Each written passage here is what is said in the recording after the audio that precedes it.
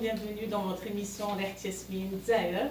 Alors on souhaite vraiment la bienvenue à toutes et à tous, vous qui suivez cette émission avec amour et fierté, vous qui êtes là chaque samedi 20h au rendez-vous pour découvrir toutes les belles surprises que qu'on présente à travers cette émission qui a pour but tout simplement la promotion de la culture algérienne, mais aussi la promotion de toutes les personnes qui brillent, tous les Algériens qui brillent au Canada avec leur activité, projets, bref, issus de tous les domaines.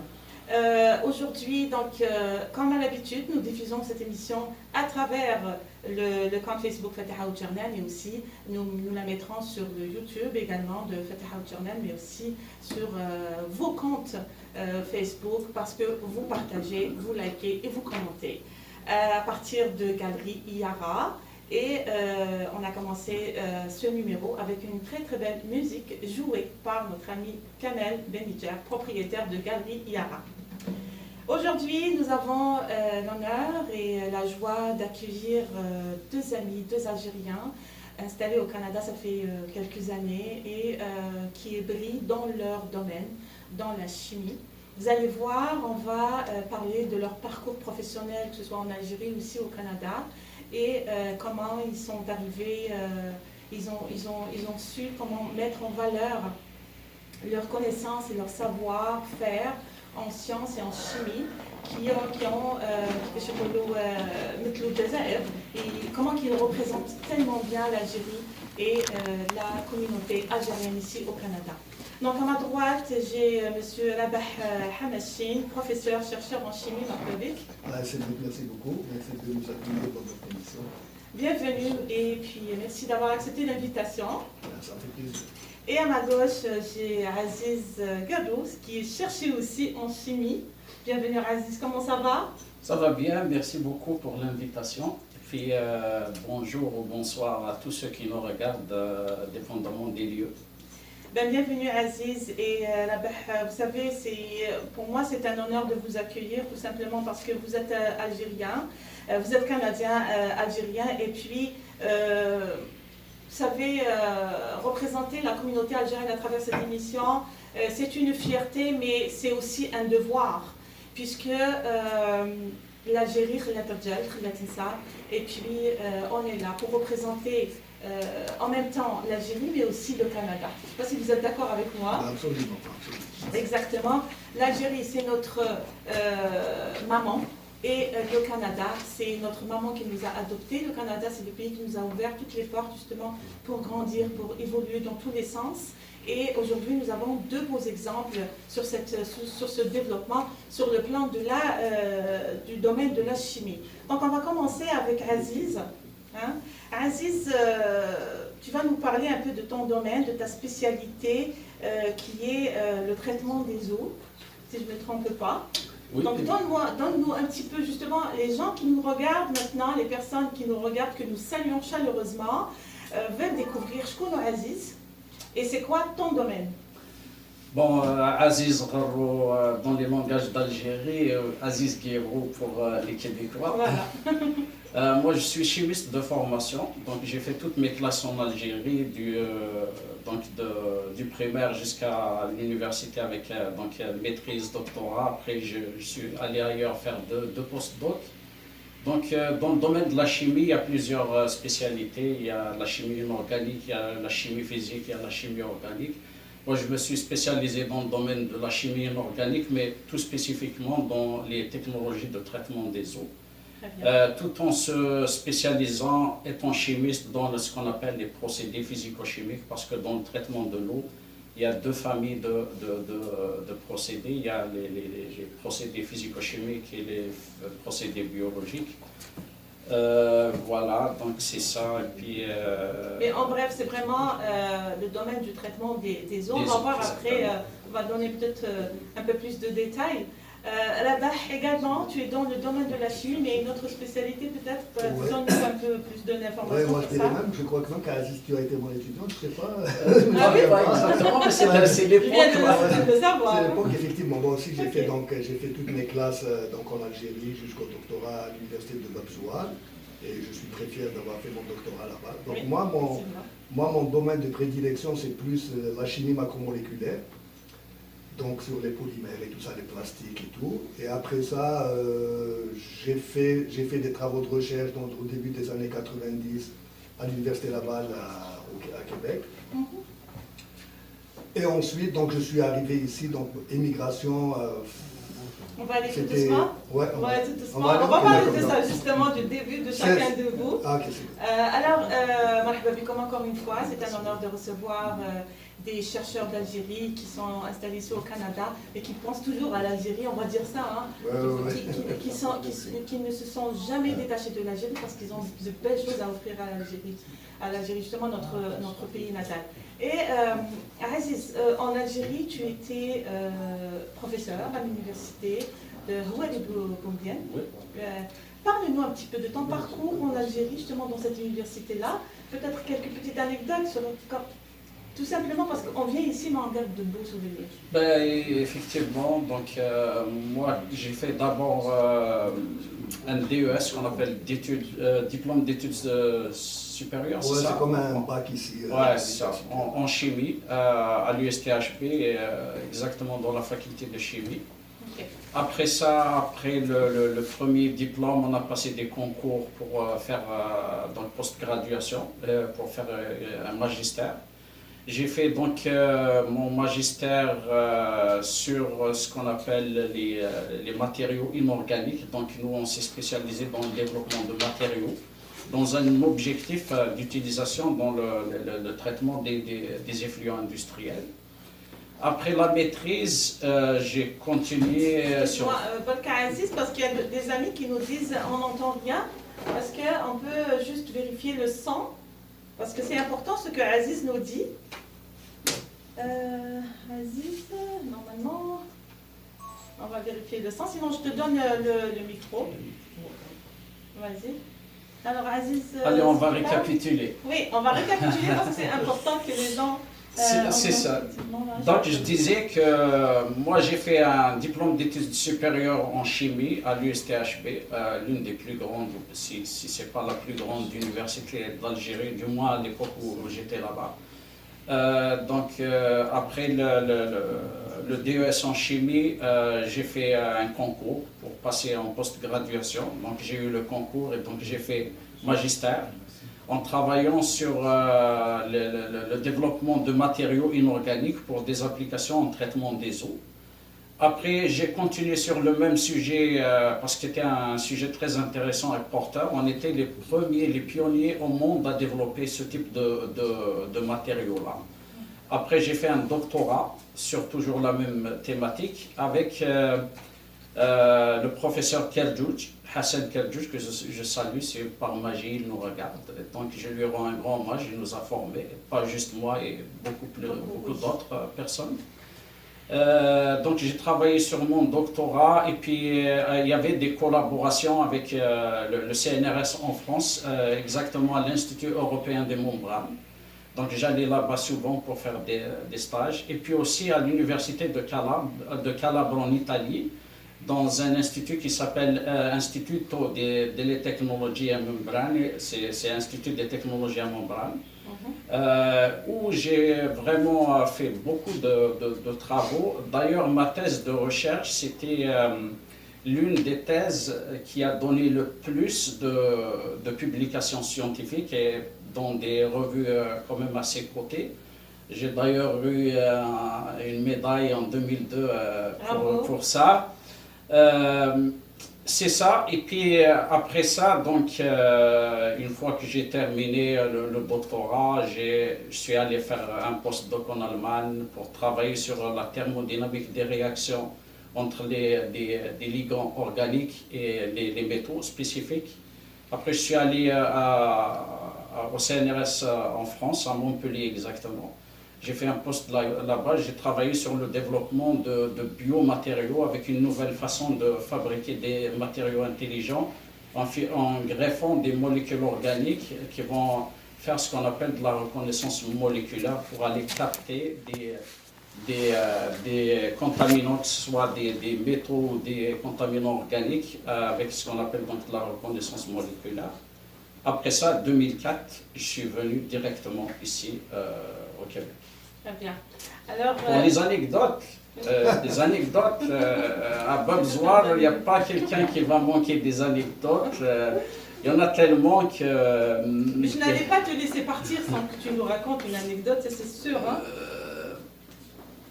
J'en ai pas une tout de suite là, mais je vais essayer d'en trouver une pour la raconter après. Merci Aziz, merci. Avant de donner la parole à notre ami Alabah, justement qui va nous parler de son expérience, de ses anecdotes également à l'université, enfin en Algérie, je rappelle justement qu'une université où elle est bourdienne, USTHB, elle fait partie des plus grandes universités en Afrique. Des grands chercheurs, des grandes personnes qui travaillent actuellement dans des grands pays et qui occupent des postes vraiment clés. Et nous saluons toute la communauté algérienne, les Qaraou qui sont sortis de cette université-là, justement, qui a formé beaucoup d'Algériens. Et on est fiers d'avoir une université comme ça en Algérie. Rabah, parle-nous de ton parcours professionnel en Algérie.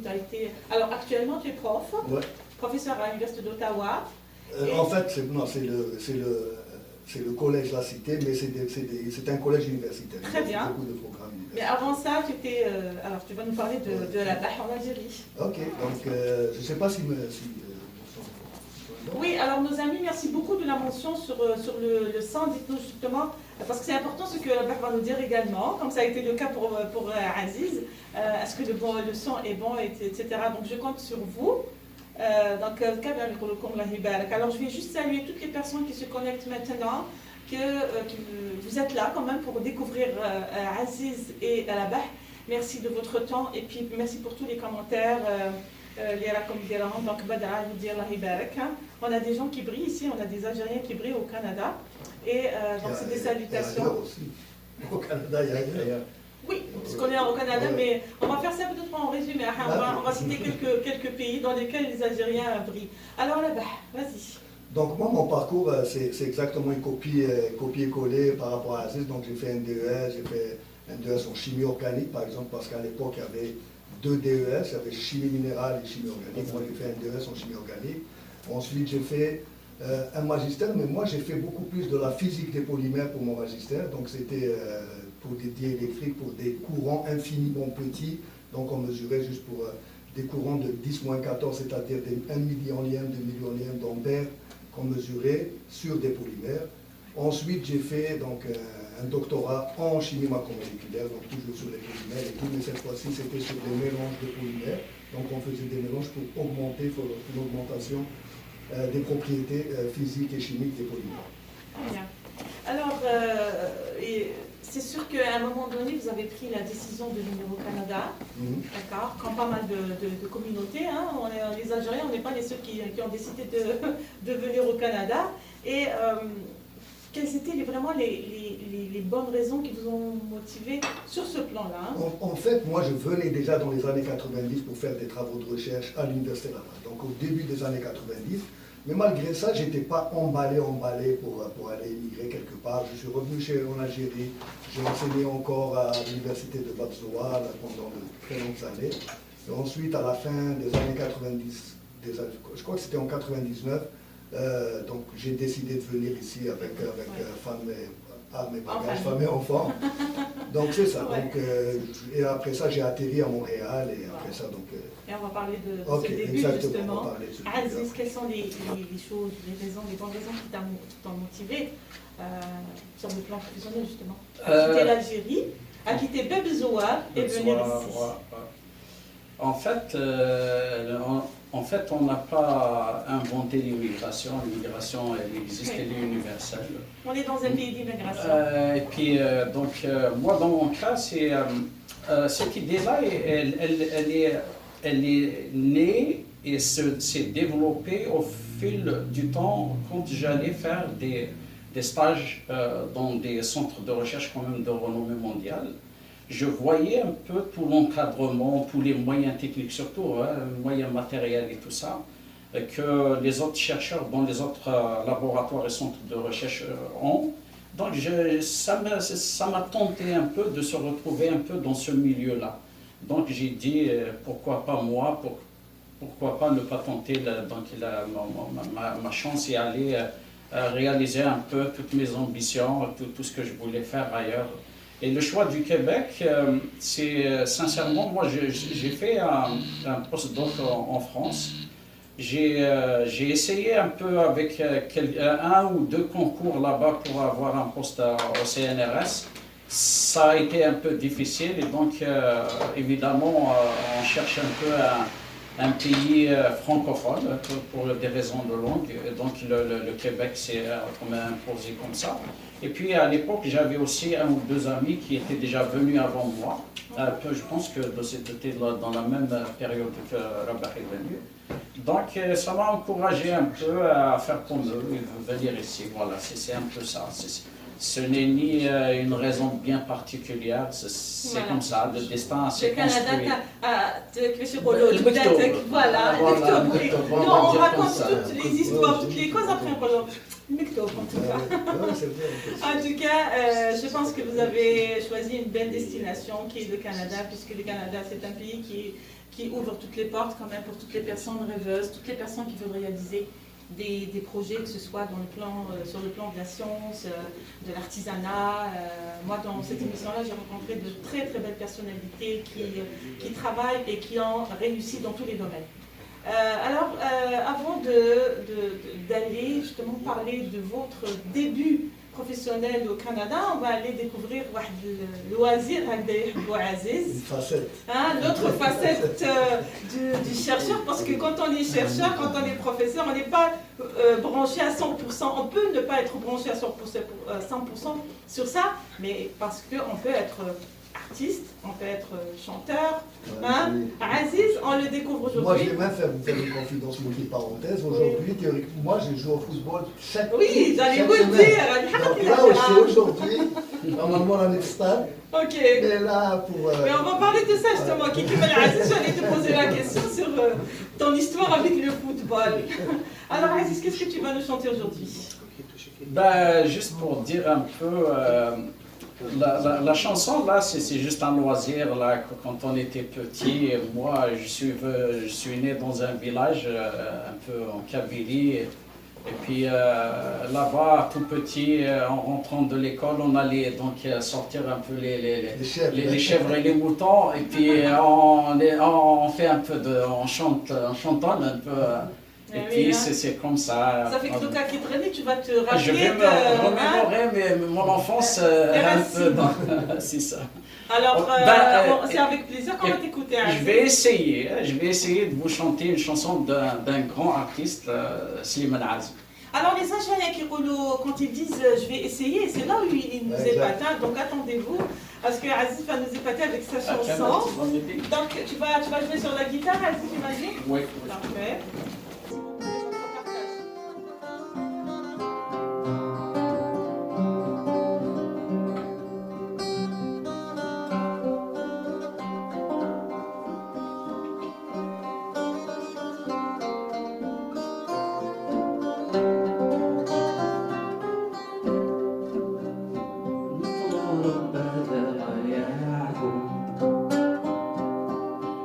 يمشي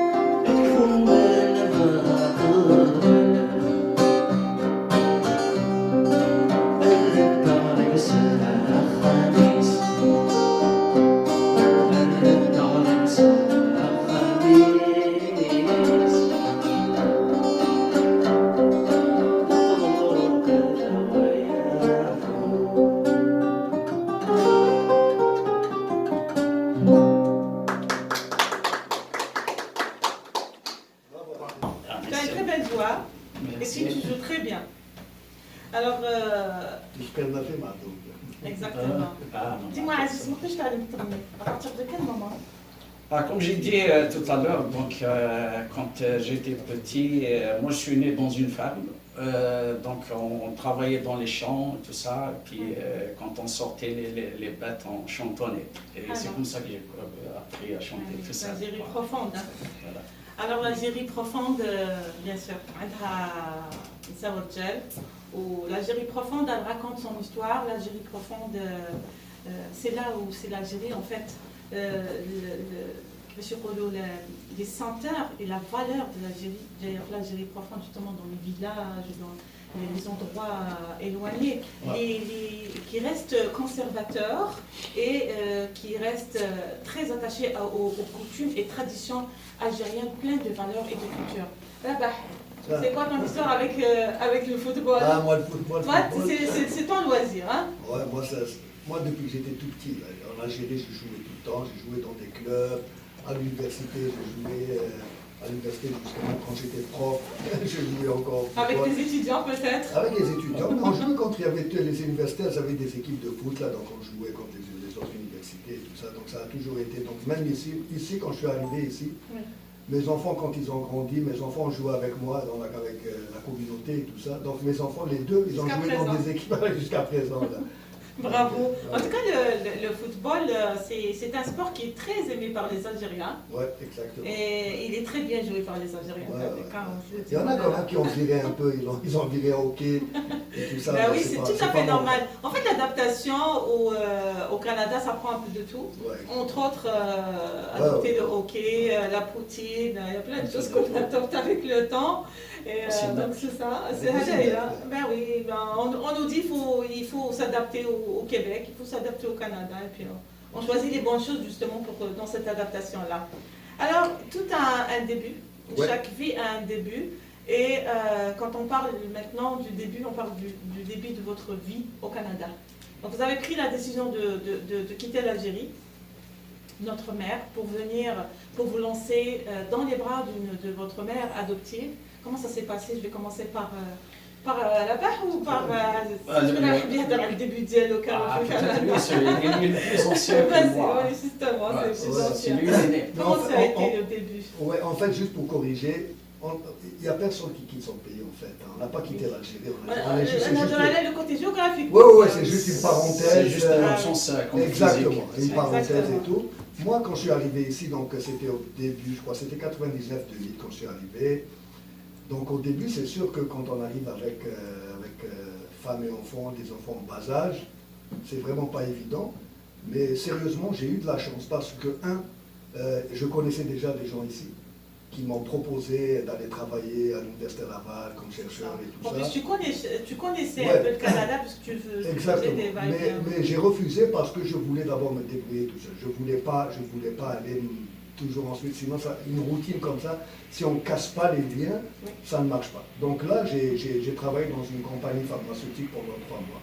Après ça, j'ai été recruté par des headhunters, des chasseurs de tête, et j'ai travaillé dans une start-up canado-américaine sur des guidons. Donc le projet, c'était de remplacer le silicium qu'on utilisait en optique photonique par des matériaux polymères qu'on développait. Donc là, on a eu beaucoup de brevets qu'on a développés.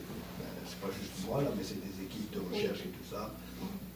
Travail d'équipe. C'est un travail d'équipe. Et après ça, donc, quand les télécommunications ont craché, donc évidemment on a craché avec, donc je me suis retrouvé sans emploi pendant à peu près presque une année. Quand même, hein? Ouais, mais ça m'a permis déjà de développer, j'ai fait ma propre compagnie. Et pendant cette année-là, justement, c'est vraiment dans ces moments-là que pas mal de personnes de notre communauté commencent à se dire est-ce que j'ai regretté d'être là? Est-ce que je dois revenir en Algérie? Parce qu'il y a pas mal de personnes qui ont vécu des situations pareilles. De ton côté, comment tu as vécu ça? Tu t'es pas dit ah non, qu'est-ce que je suis en train de faire ici? Il faut que je revienne? C'était hyper dur, mais le problème c'est que je ne pouvais pas revenir en arrière parce que j'avais démissionné. Avant, c'était comme une mise en disponibilité, mais je voulais démissionner pour ne plus avoir... non, je ne voulais pas tricher avec moi. Mais tu pouvais très bien aller en Algérie, je pouvais repartir. Oui, je pouvais repartir et tout, mais je voyais mes enfants évoluer et je les voyais se développer comme moi, je n'avais pas la chance quand j'étais plus jeune. Donc, je regardais, je voyais déjà la différence. Mais après ça, très vite, donc j'ai créé ma propre compagnie et des gens que je connaissais ici m'ont aidé. Ils m'ont offert donc un bureau, ils m'ont offert tout ça gratuit, téléphone, internet, c'était une belle chance. Et après ça, hop, une fois, donc on m'appelle d'Ottawa, voilà, on veut développer un nouveau truc et tout ça, donc je suis parti là. Et voilà, les portes ont commencé à s'ouvrir. Les portes ont commencé à s'ouvrir, elles sont ouvertes jusqu'à présent. Ouais. Mais là, je fais donc... Mais le début était difficile là-bas quand même. C'est-à-dire, moi, ce que je veux dire quand je te dis c'est difficile, parce que quand on vient de l'Algérie, on a tout un système algérien dans notre tête. Il y a une façon de faire, il y a une méthodologie. Mais quand on vient ici, tout est différent. Le monde est différent. Alors, le climat, tu as vécu quand même cette difficulté au début. Tu t'es pas dit, est-ce que j'ai bien fait de venir? La seule chose que je peux dire qui m'a aidé, pour moi, mentalement et tout ça, c'est que je n'ai jamais souffert par rapport à la communauté québécoise. Jamais il y a eu de racisme, rien de tout ça. On a toujours été bien accueillis. Les gens, ils nous ont aidés. On a eu des financements pour la compagnie, on a eu des financements. Et je sais que c'est pas facile pour tout le monde, et je sais qu'il y a des gens qui sont infiniment meilleurs que moi et qui n'ont pas réussi. J'en connais d'ici, parce que pour une raison ou pour une autre, parce que la vie elle est ainsi faite. Il y a des gens qui ont eu les mêmes moyens que toi, mais qui n'ont pas réussi. Qui n'ont pas réussi. Il y en a aussi qui n'ont pas eu accès à des moyens, parce que pour une raison ou pour une autre, parce qu'ils ne savent pas comment s'y prendre et tout ça. Donc c'est ça. Donc, des fois même l'entourage, tu peux avoir des amis qui te conseillent bien, qui te disent bon voilà, il y a des amis qui sont là, ils te disent oh laisse tomber, va faire, je sais pas moi, tel métier ou tel métier. L'influence, on est très influencé. Moi je connais des personnes qui ont été influencées négativement et ils ont perdu du temps. Après quand on aurait dû faire ça parce que Flan ou Fultan il m'a conseillé de faire tel chose. Exact. Moi je connais beaucoup de gens. Moi il y a des gens qui sont venus avec moi, qui sont repartis. Ils sont repartis. Maintenant, on se voit maintenant, 25 ans après. Je leur dis, j'aurais dû rester faire comme moi. Mais bon, chacun il a une trajectoire. C'est pour ça que nous, ce qu'on dit, pour toutes les personnes justement qui viennent, qui sont nouveaux au Canada, il faut parce que dans notre entourage, parfois on n'a pas le choix de côtoyer différentes personnes, mais savoir, maintenant il faut savoir qui écouter. Parce que moi je dirais, les trucs comme avancés. Pas les gens les comme changent de métier pour faire un métier qui te... c'est un peu difficile parce qu'il n'y a pas plus pire dans la vie que de faire un travail, un emploi qu'on n'aime pas, qui n'a aucun rapport avec notre formation et que nous faisons pendant des années, tout en nous disant dans notre c'est la dernière année, mais on risque de le faire pendant 30 ans. Il y a beaucoup de gens qui viennent me voir comme ça, comme Thomas, qui viennent me voir. Exactement, je leur dis toujours la même truc. Qu'est-ce que tu veux faire dans ta vie? Pourquoi tu es venu ici et qu'est-ce que tu veux faire? Tu veux réussir? Il n'y a pas de raison pour que tu ne réussisses pas, parce que ici, tous les moyens sont là. Il faut aller les chercher. Tu ne vas pas les trouver. Il n'y a personne qui va venir juste pour terminer. Ici, même si tu peux rencontrer Albert Einstein sur un café sur la rue Saint-Denis, il y aura peut-être des gens qui vont lui dire « Signe-nous un autographe et tout ça, vous êtes le plus grand chercheur de la planète ». Mais il n'y a personne qui va lui dire « Est-ce que tu veux venir travailler, on peut t'offrir ». Il n'y a personne qui va venir t'offrir quoi que ce soit. Il faut aller chercher, poser la question, demander. Et c'est comme ça que ça marche. Il faut sortir de sa bulle et aller côtoyer des bonnes personnes qui nous donnent les bons conseils. Aziz, comment ça a été ton début au Canada? Moi, avant de venir, donc, comme j'ai dit, j'étais en postdoc en France. Et puis j'ai commencé mes démarches un peu pour l'immigration. J'ai appliqué sur une bourse du CRSNG, c'est le Conseil en sciences naturelles et génie du Canada. Donc j'ai eu une bourse. Par contre, à l'époque, on te donne une bourse, mais il faut que tu viennes et tu cherches toi-même un laboratoire d'accueil. Donc, arrivé ici, donc j'avais une bourse à l'époque, c'était quelque chose comme 25 000 par année. Et en parallèle, donc, je commençais à chercher du travail. J'appliquais sur des postes dans les universités, dans l'industrie. Et donc j'ai fait quelques entrevues, puis il y avait une entreprise qui m'a appelé et dit on a besoin de toi, donc on t'a sélectionné. Avec le salaire que l'entreprise me proposait et la bourse, il n'y a pas à réfléchir. Donc j'ai abandonné la bourse, donc je suis allé travailler dans une entreprise qui est quand même très connue, elle est très active dans le domaine des technologies de traitement de l'eau. Ils étaient beaucoup plus spécialisés dans la récupération de métaux dans les effluents industriels. J'ai travaillé là-bas pendant 5 ans. Après, j'ai appliqué sur un poste dans un centre de recherche qui s'appelle le Centre des technologies de l'eau. Donc je suis allé là-bas, j'ai passé une dizaine d'années. Voilà. Donc après, il y a eu tout. Après, j'ai décidé de lancer ma propre compagnie. On va parler de ça. On va en parler après. Mais c'est ça. Donc sincèrement, moi je suis arrivé en plein été. C'était la fin juillet 2004. Il faisait beau. Donc il y avait tout pour s'y plaire. C'est mon contraire à moi. Et voilà. Donc je suis venu avec ma femme, mon épouse qui est aussi dans le même domaine que moi. On peut la nommer Nadia, je la salue, salut Nadia. Après ça, j'ai pas pris du temps pour justement virer vers aller des gens négatifs ou quoi que ce soit. Moi, j'ai eu mon emploi, une offre d'emploi en novembre.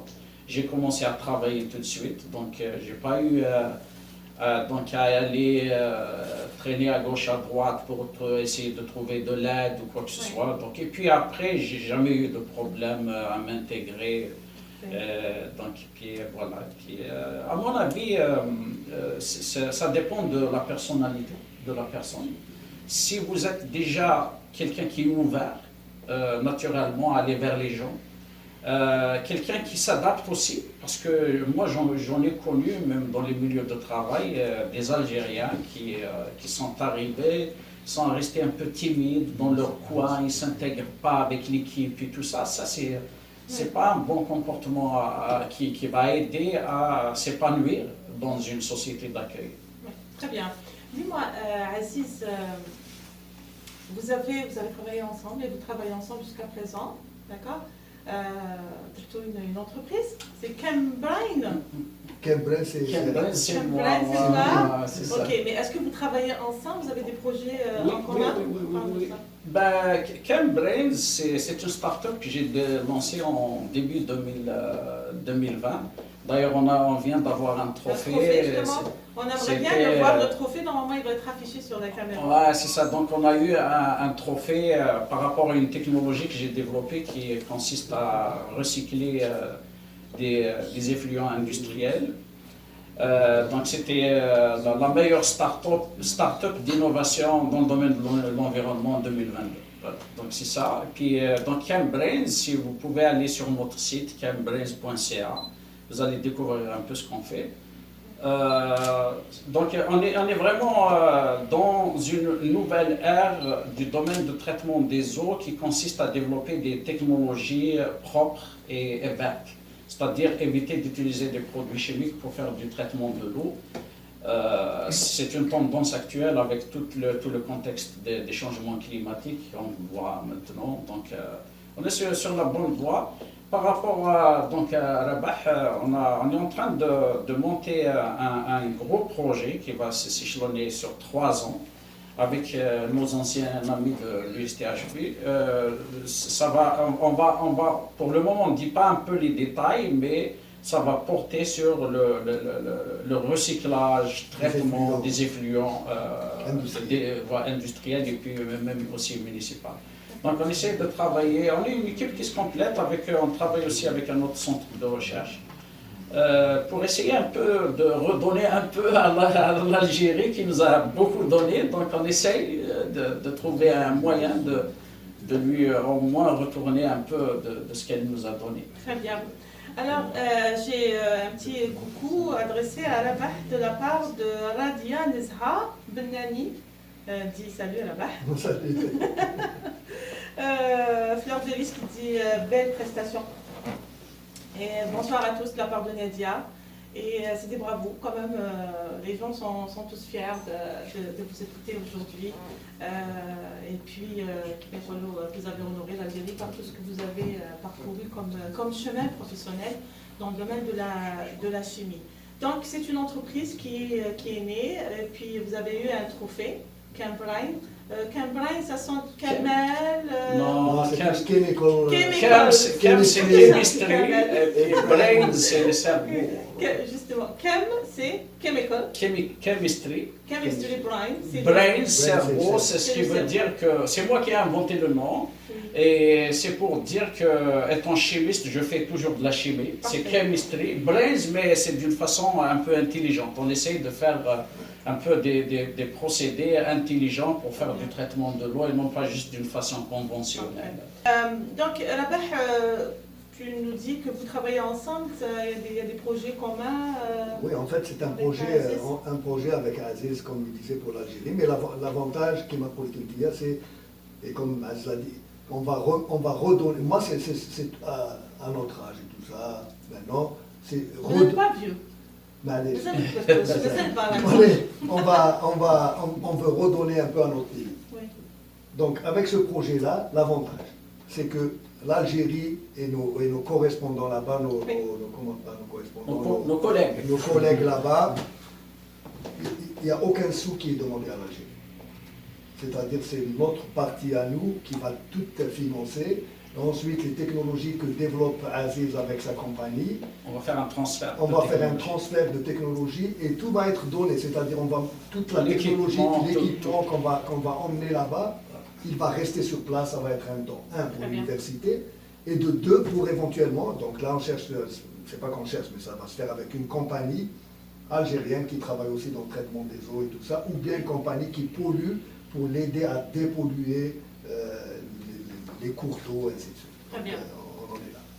Juste pour le sang, je pense qu'on a besoin de régler avec il y a un son derrière-fond. Il y a des personnes qui disent on entend très mal. Donc si c'est possible, parce que c'est important ce que Rabah a dit. En résumé, Rabah et Aziz, dans votre projet de traitement des eaux, vous proposez à l'Algérie vos services en fait. Okay.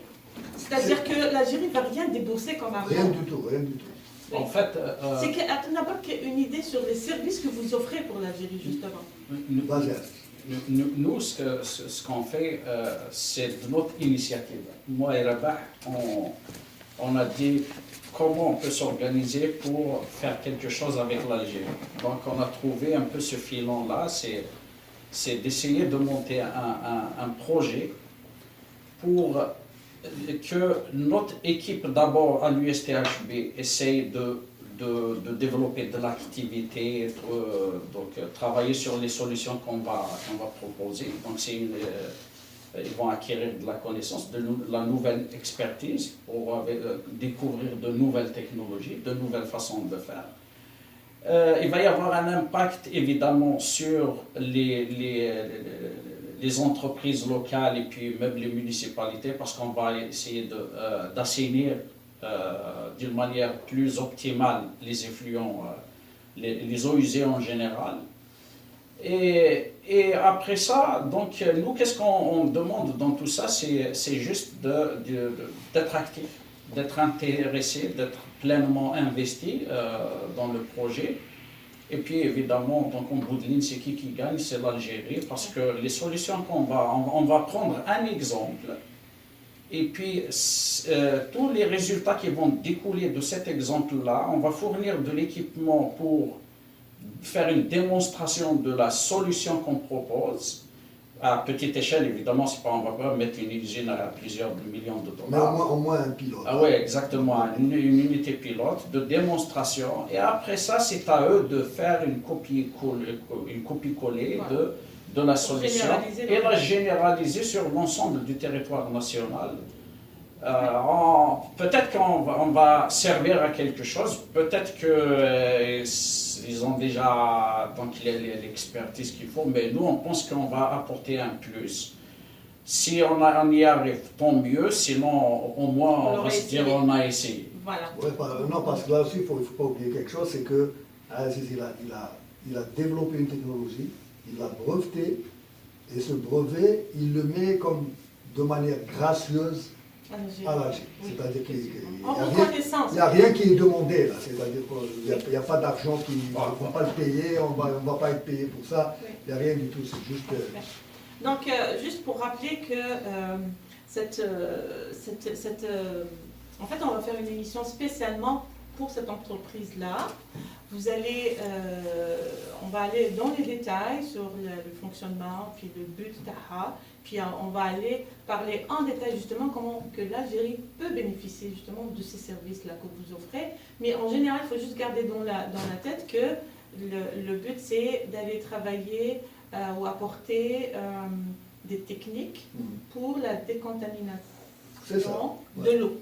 Des eaux usées. Des eaux usées. Ouais. Voilà. C'est non seulement recycler l'eau, c'est-à-dire la remettre dans le circuit potable, et de deux, les décontaminants, ils vont être récupérés, les contaminants, pardon, ils vont être récupérés. C'est-à-dire s'il y a des métaux, ils vont être récupérés pour réutiliser, faire du recyclage de métaux. Enfin, en fait...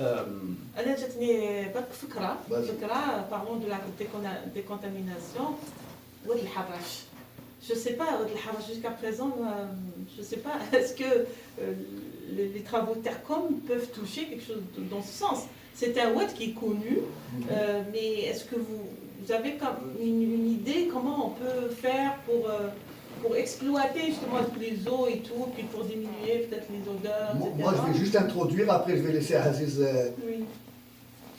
Il n'y a rien de rédhibitoire dans le Oued al-Harrach. C'est un oued, un fleuve, puisqu'il se jette dans la mer. Il peut être décontaminé. Il y a eu déjà des propositions dans les années 80 par des entreprises coréennes. C'est ça ma question, est-ce qu'il peut être décontaminé? Mais ben oui, mais c'est juste qu'il faut, comme le disait Aziz tout à l'heure, il faut de la volonté.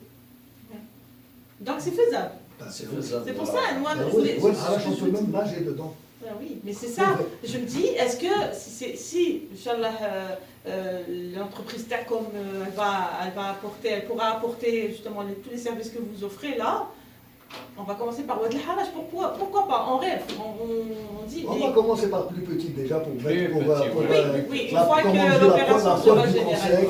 La préparation du concept pour que les gens déjà ils sachent, ils voient que c'est eux en Algérie, des techniciens algériens qui peuvent le faire eux-mêmes, ils disent ah ouais, bon. Voilà. Et après ça, ben oui, après ça c'est juste... Alors notre ami Raylin Rose qui dit fier de vous. Donc, merci.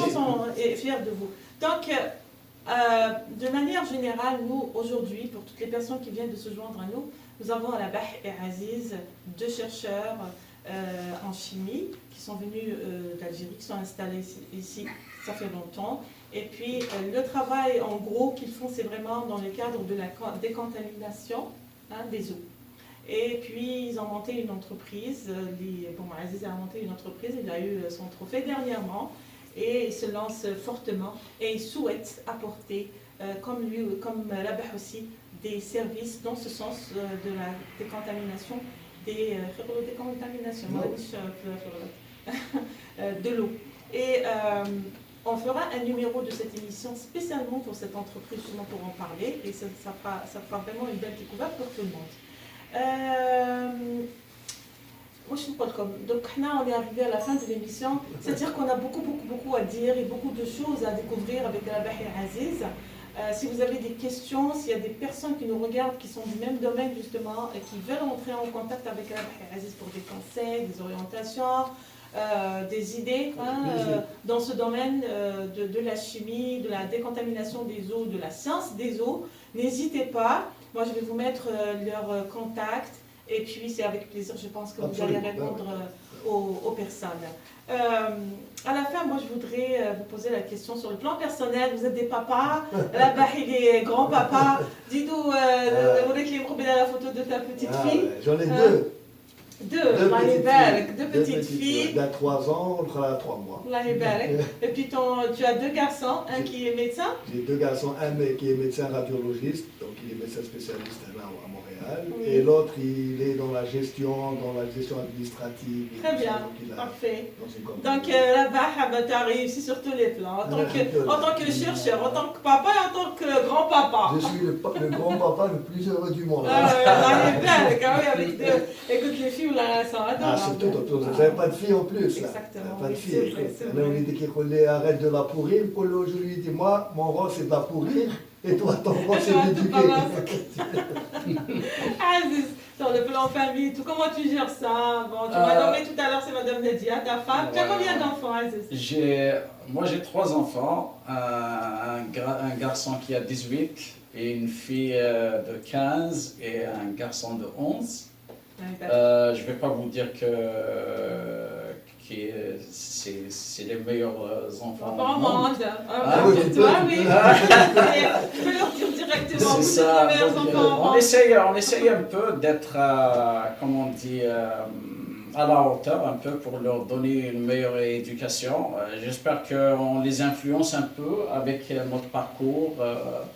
Généralement, les enfants, ils suivent un peu, ils voient son père, il est PhD. Je leur ai dit, moi j'ai mis la barre. Ici, je ne vous demande pas de battre me dépasser de record. Bon, au moins, essayez de nous approcher un petit peu. Donc, ils sont sur la bonne voie. Mais par rapport aux filles, évidemment, on a une seule fille. On a un petit penchant envers elle. Un petit chanceux. Moi, je suis plus chanceux que ça. Ouais, tout seul, Ah, peut-être moi après. C'est pas. En plus, demain, elle va venir voir la finale avec moi. Donc. Ah, waouh! Ça, c'est bon, leur total. Tu en penses de notre femme? Voilà, nos enfants, ils sont nés ici.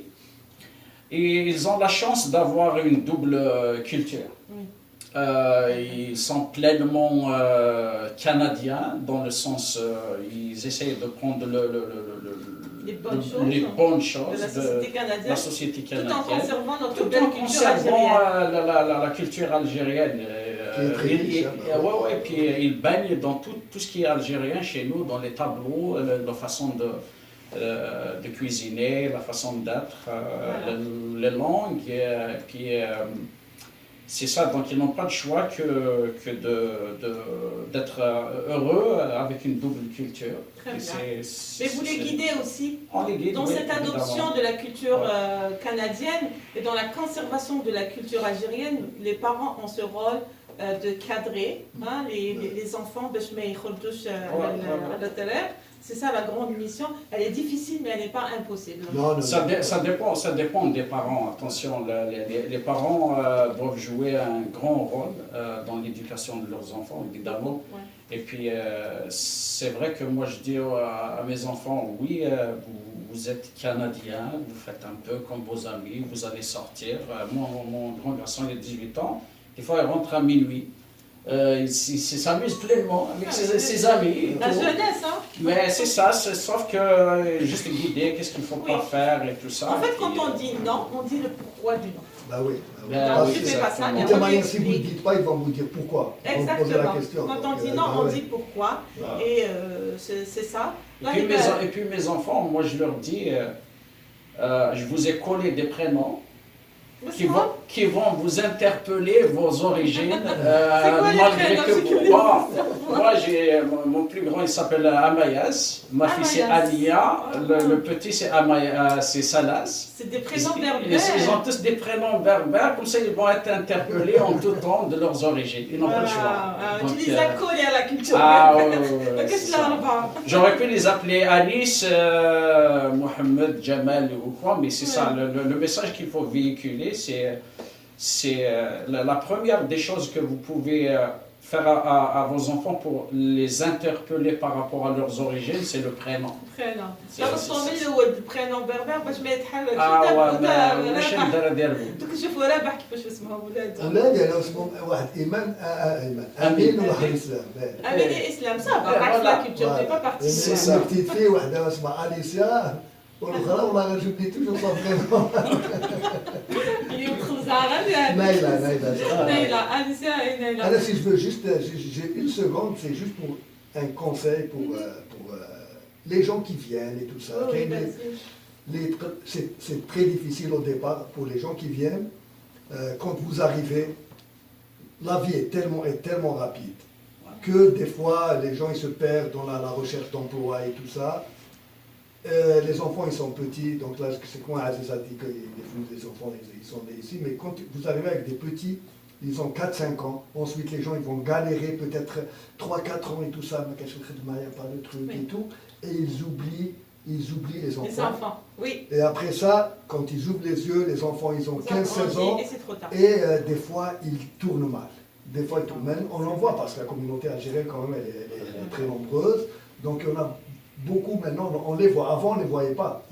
Sur 500, il trouve attention, son fils ou sa fille, elle a mal tourné, la drogue et tout. Donc, il faut toujours être près de vos enfants. Il n'y a rien qui vaut vos enfants. Il n'y a rien, il n'y a rien, il n'y a rien. Le travail, à la limite, exactement. Faites n'importe quel travail pour gagner votre vie. Les Italiens, quand ils sont partis aux États-Unis les années 20, j'ai trouvé les films, et avec le baluchon, ils ont laissé des terres, ils ont laissé des trucs. Oui. Mais ils ont fait tous les travaux cordonniers, maçons. Regardez, toutes les bâtisses ici sur le boulevard Rosemont, c'est italien. Là. Et ils n'étaient pas maçons quand ils sont arrivés, parce que c'est tout ce qu'il y avait. Donc, Matfartosh, il faut l'être comme c'est très important. Mais en fait, le plus grand investissement, c'est les enfants. Absolument. Les enfants, c'est eux qui vont. Ben, ouais.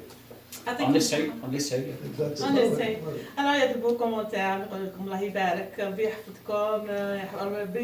justement pour les enfants. Vraiment bravo. Et puis, vous avez bonne continuation. Merci beaucoup pour tous les commentaires. Alors, on arrive à la fin de cette émission, les senteurs de jasmin d'Algérie, à travers laquelle nous avons eu, on va dire, la chance de découvrir Labah et Aziz et d'apprendre sur leur profession, leur courage, leur persévérance. C'est des sortants de l'université Houari Boumdienne. Ils représentent tellement bien l'université, cette grande université d'Algérie, mais ils représentent également bien la communauté algérienne scientifique et qui brille dans son domaine. J'espère que vous avez été inspirés, vous qui êtes peut-être nouveaux ici au Canada, qui faites partie peut-être de ce domaine de la chimie. J'espère qu'on vous a influencé positivement. Allez de l'avant, c'est tout ce qu'on vous demande. Ne baissez jamais les bras parce qu'on est dans un pays où il y a beaucoup de moyens. Il faut juste les saisir et entourez-vous des personnes positives qui vous conseillent bien pour se développer, pour réaliser vos rêves.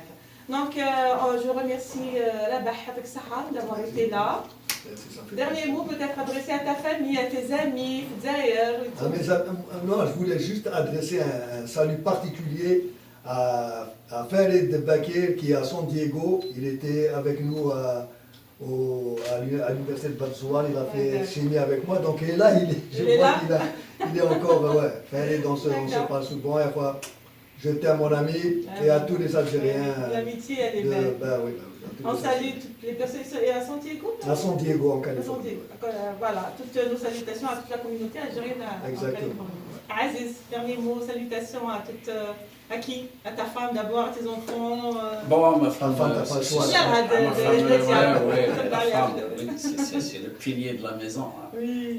Et puis, moi, je pense que il y a un dicton que j'aime toujours dire aux gens et qui dit à chaque fois que tu bois de l'eau d'un puits, et une pensée à celui décontaminé. Décontaminé de préférence, et une pensée à celui qui l'a creusé. Donc moi, si j'ai quelque chose à dire, c'est de rendre un hommage et puis une salutation très chaleureuse à tous ceux qui nous ont formés, qui nous ont forgés, qui nous ont transmis le savoir. Nos enseignants, nos professeurs. C'est ça, donc de l'école primaire jusqu'à l'université. Donc on salue tous nos professeurs de l'USTHB. Oui. Il y en a qui sont formidables, qui sont devenus nos amis. Ils sont tous formidables, qui sont devenus nos amis. Moi, j'ai eu des professeurs avec toujours le grand respect et tout ça, puis ils sont devenus des amis après, parce qu'on grandit avec eux, on passe à autre chose. Puis, donc c'est des gens quand même qui ont fait du bon travail et qui a donné ses fruits, la preuve on est là. Donc vous avez deux pays fiers de vous, l'Algérie et le Canada. Hein. Voilà, le Canada, oui, il a continué à nous forger, à nous former. C'est un pays extraordinaire. Oui, c'est pas pour rien que c'est l'un des meilleurs pays au monde du point de vue PIB et tout ça. Donc on en profite pleinement et puis je pense qu'on rend aussi un peu l'ascenseur à notre société d'accueil à travers nos réalisations. Nous sommes des créateurs de richesses, d'emplois. On fait briller le Canada sur le plan scientifique parce que quand vous faites un brevet, c'est canadien. C'est ça. Quand vous faites des publications, c'est canadien. Moi, je vais aller donner une conférence à quelque part, c'est écrit, t'es canadien, donc on leur rend l'ascenseur. Donc, oui, ils nous donnent, on leur donne, donc c'est comme ça, voilà. Mais c'est ça, donc voilà. Donc un grand merci à vous de nous avoir invités pour nous mettre en connexion avec ça fait plaisir, avec la communauté. Voilà. Alors, merci à vous tous. Merci à tous les présents justement. معنا l'équipe, معنا كمال بنيجار, معنا notre ami المهدي TEDx TV, TV, qui nous accompagne. Voilà, puis bon, Marie Malek Izeboujan qui est là également s'occupe du côté technique. Ouatelek, c'est un sortant de l'Université de Wallonie. Sur ce, je vous dis merci d'avoir été là et j'aurai le plaisir de vous retrouver samedi prochain dans les Tessimidzer, 20h, heure locale du Canada. Et on se quitte avec une très belle chanson interprétée par Aziz. On va essayer encore. On va essayer. Moi, je vous dis à très bientôt. Portez-vous bien. Bon fête de samedi. Passez un bon week-end pour une bonne semaine encore. À bientôt. On va essayer de chanter une chanson de Jamal Allan pour lui rendre hommage aussi. C'est un grand artiste qui nous a quittés.